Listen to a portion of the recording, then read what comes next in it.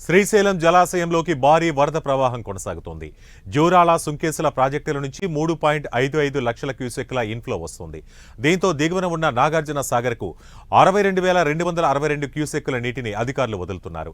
Dam పూర్తిస్థాయి నీటి సామర్థ్యం 215 టీఎంసీలు కాగా ప్రస్తుతం 121 టీఎంసీలకు పైగా నీరు నిల్వ ఉంది. కుడి, ఎడమ గట్లలో విద్యుత్ ఉత్పత్తి చేస్తున్నారు.